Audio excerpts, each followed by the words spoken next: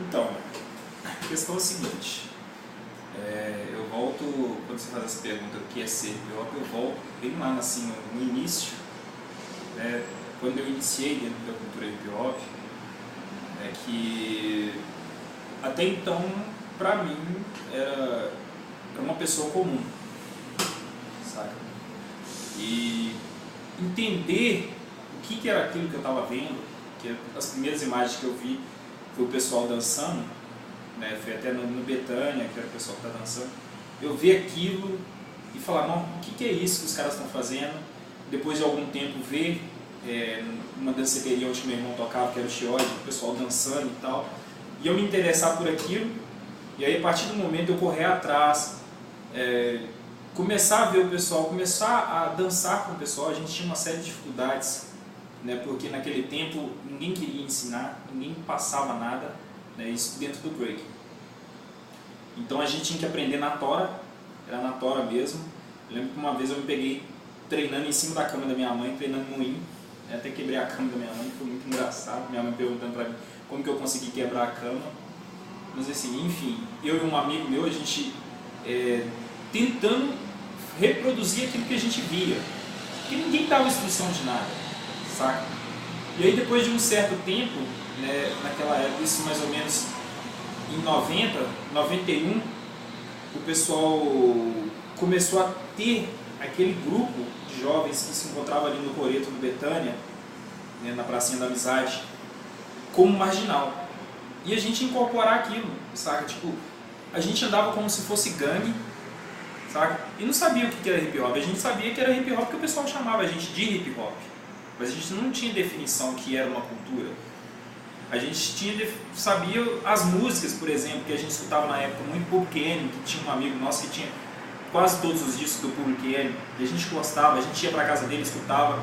A gente não diferenciava, por exemplo, Public Enemy de NWA, pra gente era a mesma coisa, a gente não sabia que era um estilo mais gangster e um outro mais político, né? E aí depois de um certo tempo, algumas coisas foram chegando pra gente, igual o filme Beat Street, né? Breakdance. Eu lembro que quando eu vi um filme chamado Delivery Boys, o Entregadores de Pizza, quem trouxe pra gente foi o Easy, que treinava com a gente também, né?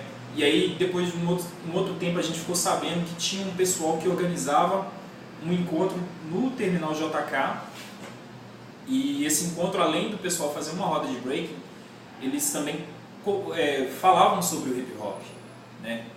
E nessa época, como não tão diferente de hoje, poucas pessoas se interessaram em ir buscar o que era o hip hop, né?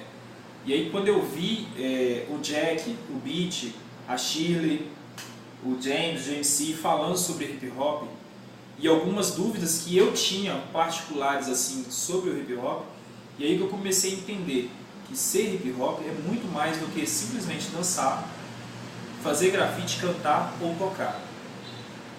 Na época era uma coisa mais política pra gente, saca? Era uma coisa mais voltada pro social, mas depois eu fui vendo que o hip hop, querendo ou não, ele começou a influenciar dentro da minha vida.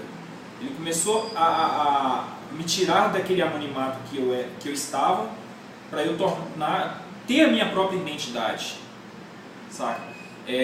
Na época a gente andava muito com Fat Lace, saca? E muita gente ria, ficava olhando, achava diferente, saca? Naquele tempo a gente não sabia o significado do Fat Lace, saca? Mas pra gente aquilo já era muito importante. Era a forma como nós nos identificávamos.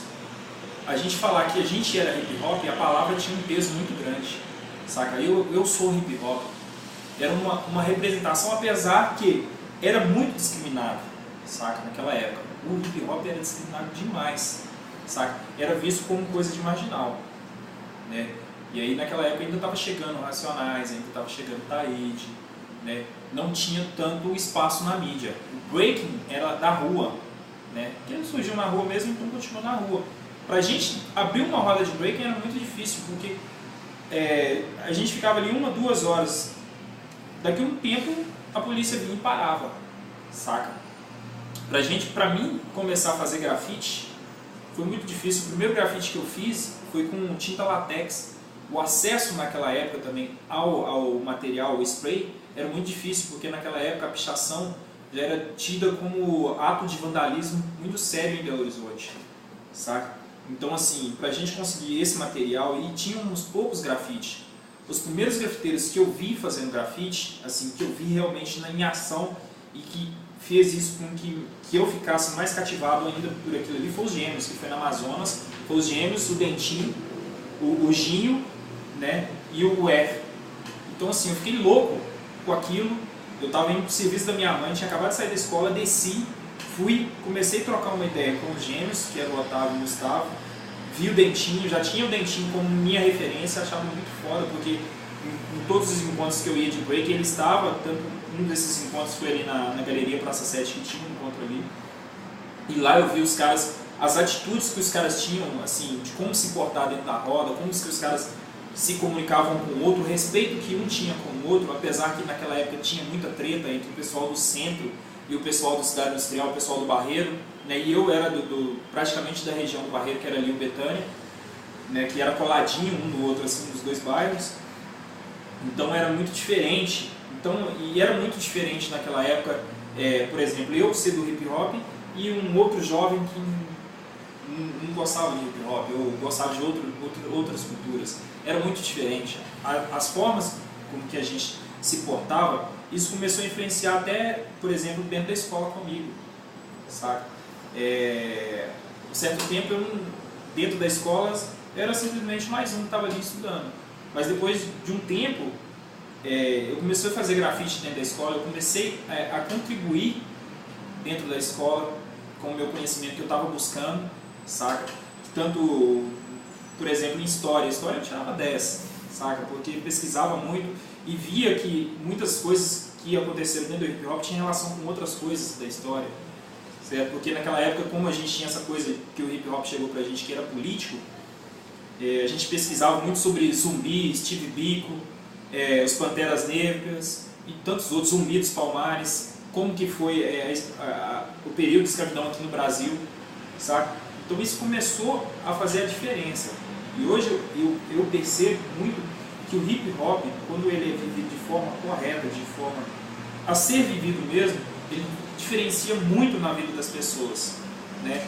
Muita gente, igual a gente estava falando aqui, é só breaking, é só grafite, é só o DJ, ou é só o MC. Não tem conhecimento dos outros elementos ou das outras culturas. E aí, por exemplo, vou te mostrar uma imagem aqui. Não sei se vai dar para pegar essa imagem, saca? E aí eu te falo, isso, mano, é hip hop. É uma menina que tem 5, 6, 7 anos e que quando entra numa roda, saca, ela se sente livre, saca? O dom que Deus deu pra ela mostra ali naquele momento, sem preocupação com tá sendo foda, a Big Girl foda, ou tá sendo o mais incrível de todos. Não, aquilo ali pra ela é o momento dela, é um momento que ela se identifica com aquilo ali, saca? Porque eu tenho relatos dela que a mãe dela apresentou o balé pra ela, mas ela falou, não, eu quero dançar hip hop. A festa de aniversário dela foi hip hop. Tinha grafite, tinha break, tinha DJ. E quando ela vê, seja cantando, dançando, a menina fica entusiasmada, saca? Sem saber o que é o hip hop de verdade, porque ela ainda não entende isso, saca? Uma outra imagem aqui, ó, que é do meu filho, saca?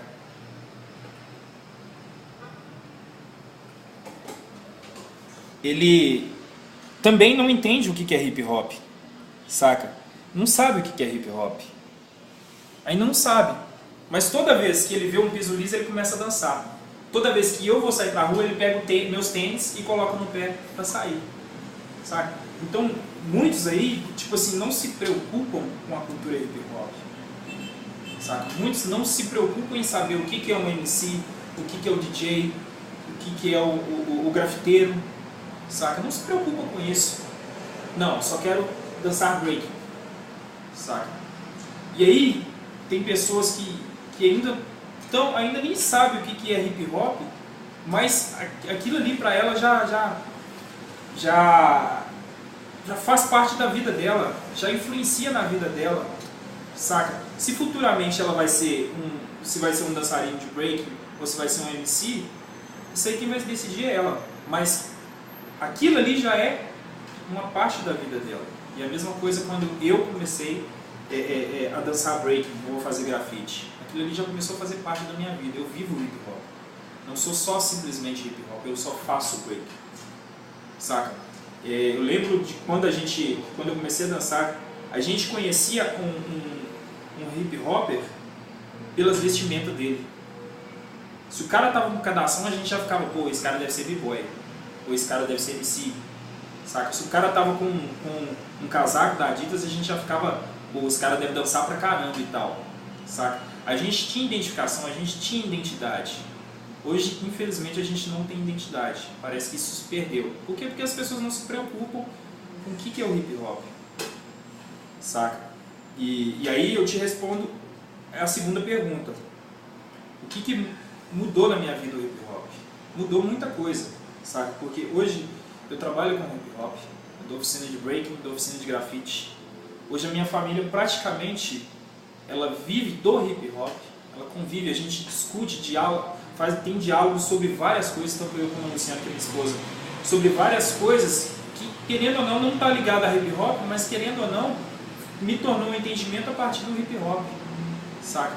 Isso começou a fazer diferença, bem antes de eu estar casado, bem antes de eu ter filho, começou a fazer diferença até mesmo dentro da minha própria casa, saca? Porque meu pai, ele não me apoiava quando eu fazia grafite, mas a minha mãe não. A minha mãe, todo instante, ela me apoiou, né? Até mesmo quando eu fui discriminado por fazer grafite, ela ficou do meu lado o tempo todo, ela falou, é isso que você escolheu, é isso que você quer, então segue em frente.